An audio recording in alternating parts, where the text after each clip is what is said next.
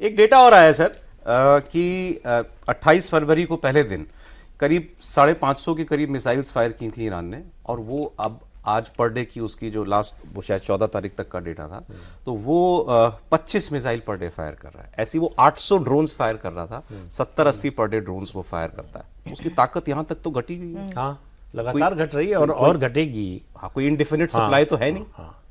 और अगर वो अली आयतुल्लाह खमेनी को और अली लारीजानी को, चलिए वो तो ये था कि भाई surprise element, first day of war, कि आपको किस तरह पता हुआ, आपने मार दिया। अब चलती जंग में अगर आप दूसरे सबसे पावरफुल आदमी को मार सकते हो तो उनके पास इनसाइड इंफॉर्मेशन कितनी आ रही है, और कितनी है ये ईरान को क्या पता है।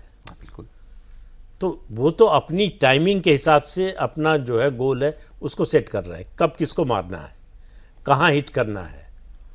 तो इसलिए जो है ये ईरान केवल इतना कर सकता है कि इस युद्ध को लंबा खींच सके। कितना लेकिन absorb उसके कर ले वो। बाद जो ईरान की बर्बादी होगी, उससे निकलने में कितने दशक लगेंगे ईरान को, सवाल इसका है। और रिजीम चेंज का कारण यही बन सकता है। भाई एक बार युद्ध बंद हो गया तो ये जो बर्बादी है उसकी वजह से जो भुखमरी आएगी, बेरोजगारी आएगी, वो लोगों को सड़क पे आने के लिए मजबूर करेगी। और फिर ये रिजीम तो मतलब ऐसा तो है नहीं कि उनको गले लगाएगी। लोग क्यों नहीं निकल रहे? जो लोग जनवरी तक बाहर निकल रहे थे, गोली भी खा रहे थे। ऐसा है कि घर में लड़ाई हो और बाहर वाला हमला करने आ जाए तो घर में एकता हो जाती है कि हमारी लड़ाई जो है इस रिजीम से है, लेकिन अमेरिका का साथ हम दुश्मन देश का साथ क्यों दें। तो इसलिए जब तक लड़ाई चलती रहेगी लोग सड़क पर नहीं आएंगे। सड़क पर जब भी आएंगे लड़ाई खत्म होने के कुछ समय बाद ही आएंगे, क्योंकि अभी तो रिजीम उनके खिलाफ कुछ कर नहीं रही है। जो कुछ कर रहा है अमेरिका और इजराइल कर रहे हैं, उनका नुकसान तो अमेरिका इजराइल कर रहे हैं ना, तो उनके साथ क्यों खड़े हो जाए। तो इसलिए अभी तो लोग सड़क पे नहीं आने वाले। और कोई ये जो क्राउन प्रिंस थे, इनको लेकर के बातचीत, या अब तो कोई अल्टरनेट रिजीम के बारे में भी बात होनी बंद हो गई है, क्योंकि अब लोगों को ये लग रहा है कि ऐसे तो जो लोग 17 दिन लड़ सकते हैं अभी, और कितना दिन लड़ सकते हैं, ऐसे कैसे रिजीम चेंज होगी। बिल्कुल निश्चित तौर पर। और प्रदीप जी ने बिल्कुल सही बात कही। यहाँ पर ना ट्रंप ने बहुत बड़ी मिस कैलकुलेशन की। उन्हें लगा कि ये बहुत मुफीद समय है, जैसे वेनेजुएला में था, वहां पर भी अनरेस्ट तो था ही, उसका फायदा ट्रंप ने उठाया। और यहाँ IRGC तक में मोसाद बैठा हुआ है, ये तो एकदम क्लियर कट फैक्ट है, पूरी दुनिया को पता है। तो ट्रंप को लगा इसी बल पे खामेनेई एलिमिनेट भी हो पाए पहले ही दिन अटैक में, तो इस पे उनको लगा कि जनता मेरा साथ देगी। लेकिन जनता ने घर की लड़ाई के बाहर से जब कोई आया घर में तो उनका साथ देने से मना कर दिया। और यही कारण है कि लगातार जो ये एक्सट्रीमिस्ट वाला पैरेलल है, इस पे ट्रंप और इजराइल अटैक कर रहे हैं। और इसमें समय लगेगा, लेकिन मुझे इस बात का भी भरोसा है कि रिजीम ईरान में चेंज होगा।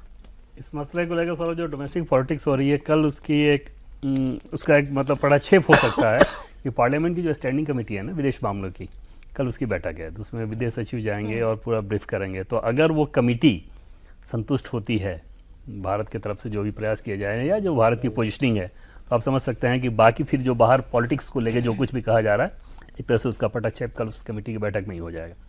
उसके आधिकारिक ब्रीफिंग तो नहीं होती है, लेकिन सोर्सेज के मार्फत वो जानकारी सामने आई जाएगी कि कमेटी के चेयरमैन कितना संतुष्ट हैं, क्या कुछ बोल रहे हैं। बाहर तो आके वो रिकॉर्ड पर भी बोल सकते हैं। वही कमेटी जिसके चेयरमैन शशि थरूर हैं। शशि थरूर से कितना संतुष्ट कांग्रेस हुई है। वो तो बेचारे अभी तक गाली खाते हैं। अभी उन्होंने इस पर तो बड़ा नपतुला बयान दिया है, तब भी कि भाई आप अपने इंटरेस्ट देखें, हमारा जो स्टैंड है वो बिल्कुल ठीक है, हम किसी की लड़ाई में क्यों कूदें, हम कोई एक साइड क्यों चुने, इतनी बात उन्होंने कही थी। आजकल कांग्रेस आला कमान के साथ भी उनके रिश्ते अच्छे हो गए हैं, पहले जैसी स्थिति नहीं है। चुनाव तक रहेंगे केरल के। नहीं, हाँ, मतलब समझ में आ गया इन लोगों को कि नहीं ठीक है, कहीं नहीं जा रहे हैं। और बीजेपी में तो उनको कभी नहीं आना है, खामखा कांग्रेस वाले उनको टारगेट किए रहते हैं। वैसे और भी बहुत सी कंट्रोवर्सीज हुई हमारे यहाँ, समय है, चलिए कमेंट ले लेता हूँ आपसे, क्योंकि बहुत वायरल हुआ वो एक कमेंट जो दिल्ली के पूर्व गवर्नर थे नजीब जंग साहब, उनका एक बयान जो उन्होंने दिया ईरान के ऊपर, बड़ा वायरल चल रहा है। लोगों ने कहा कि आप देखें कि ये भी जो है अंदर से एक हार्डकोर इस्लामिस्ट रहे हैं, और ये भारत सरकार के सचिव भी रहे हैं। और उन्होंने जिस तरीके से कहा कि ये एक उम्मा का फेलियर है, नोशन ऑफ उम्मा का, मुस्लिम सॉलिडारिटी का फेलियर है, तो उनको ऐसी बात नहीं करनी चाहिए थी। नहीं, आप उन्हीं को क्यों देख रहे हैं जो हमारे वाइस प्रेसिडेंट थे, 12 साल वाइस प्रेसिडेंट रहे, उनको देख लीजिए। इन सब लोगों के अंदर है वही, वो एक एक पर्दा रहता है और ऐसा समय आता है जब वो हट जाता है। तो नजीब जंग के बारे में जिन लोगों को गलतफहमी थी, उनकी गलतफहमी दूर हो जानी चाहिए। वो सोचते उसी तरह से हैं। उनके लिए इस्लाम और उनका मजहब सबसे ऊपर है। और वो पर्दा भी ट्रांसपेरेंट ही रहता है। हाँ, ट्रांसपेरेंट रहता है। वो जो देखना चाहे देख जाता है, जो आंख बंद किए हुए उसको नहीं देखता है। इसीलिए डॉक्टर अंबेडकर की बात बार बार पढ़नी और याद रखनी चाहिए कि मुसलमान के लिए जो बाकी लोग हैं, जो उनकी ब्रदरहुड है, वो यूनिवर्सल नहीं है, वो क्लोज कॉर्पोरेशन है, केवल मुसलमानों के लिए है।